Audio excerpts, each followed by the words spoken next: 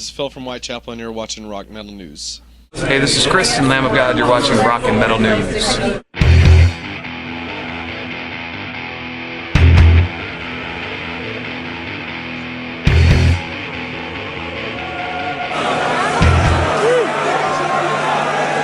Hey guys, this is Ron from YouTube's Rock and Metal News, and we're here with Phil from Whitechapel at the Rickshaw. So you guys touring with for today, Enter Shikari and the Devil Wears Prada. So how's the tour been going so far with these guys? It's been going good.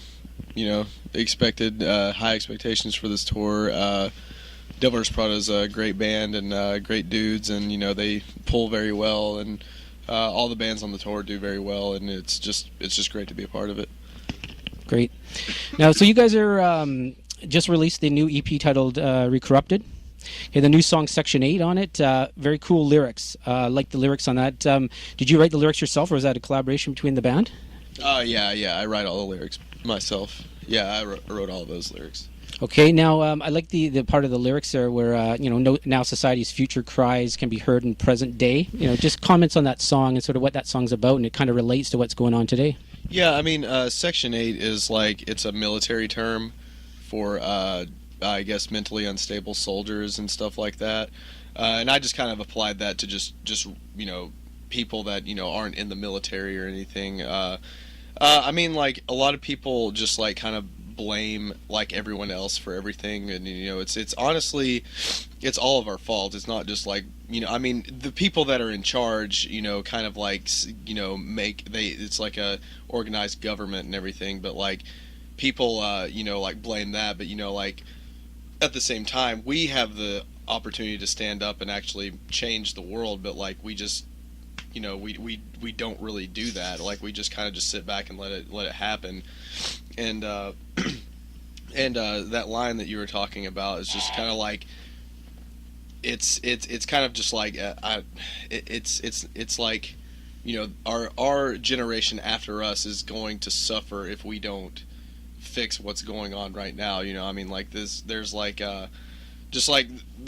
certain things in the world that just God, I don't know, just all the I don't know how you guys work up here, but in America, the economy is all, everybody's been talking about it for the past 2 years now, and it's I don't really look into that stuff too much. It's just the main point of the song is just we blame everyone else but ourselves, and we're all responsible. It's basically the message I'm trying to get across is we're just we're kind of everybody's selfish nowadays. Nobody ever really help. The thing is, I look at people people that have millions of dollars. They just have money at their disposal. If I was rich like that, I would help people all the time. Even if I didn't know them, just any random bum on the street. I would, if I had an extra if I had millions of dollars, I'd just give a bum $1,000, no problem, and people like that are just so stingy and just so and yeah, I understand that some people work for what they get, but some people are just born into money, and it's just once you get that stuff handed to you, it's just why not hand it down to someone else that actually needs it instead of going and buying a $100,000 necklace or something like that. Good point, man, and that's what the Occupy movements are about right now. So that's very cool. Very good lyrics for today. Now the Strength Beyond Strength cover you did on there, great choice, great band. Was that one of yours because of sort of the vocals, or did you guys all kind of have a say in choosing that song to do the cover for?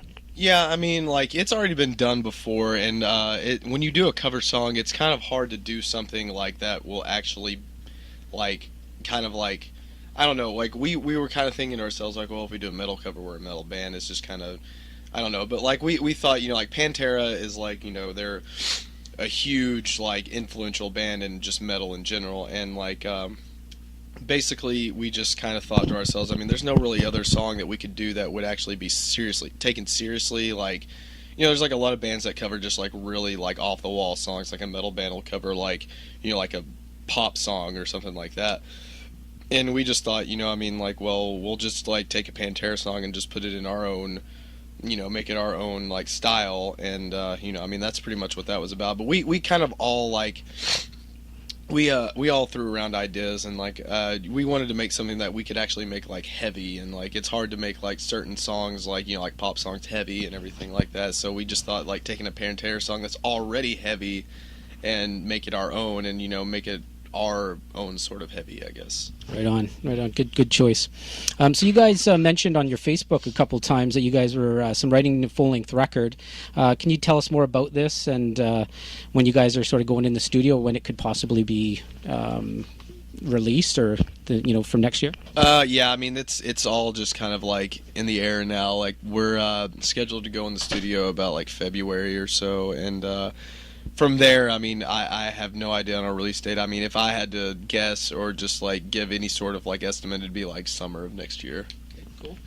Now, do you have any working titles of any of the songs at the moment, or they still? No, I mean, I think we haven't really decided yet, but like Section 8 was like kind of like something that we just put, on the EP as like a new song. But I think like we might just like re-record it and just like put it as part of the album. And it's kind of like like bands like Cannibal Corpse do that. Like they released EPs like Hammer Smash Face EP. Then the Hammer Smash Face was on the Tomb of the Mutilated album.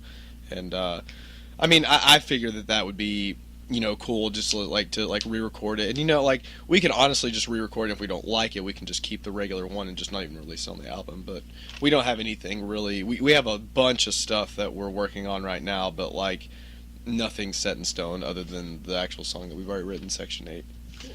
Very cool. No, I noticed too. You guys were mentioning maybe you could get some guest appearances on the album. Have you guys have any in mind that you'd like to get, or are you just kind of going with some of the fans' recommendations and that? Well, I mean, we've had a guest vocalist on the last two. The first album we didn't. I mean, I guess we'll just have to go with the flow and see what happens.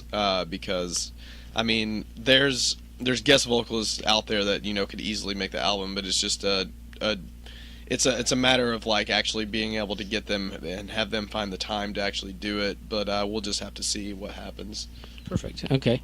So now, how much is the social networking help you guys promote your band in that? And do you guys kind of run that yourselves, where between the Facebook, Twitter, and MySpace and that, or do you guys have sort of someone look after it for you for the whole band? Yeah, we have somebody at Metal Blade that runs the Facebook mainly. I mean, we all have access to it, and like the Twitter and everything like that. But we all also have our own personal like Facebook pages. We all use kind of like for family and stuff like that. But like Twitter is like just it's universal. It's for the whole demographic.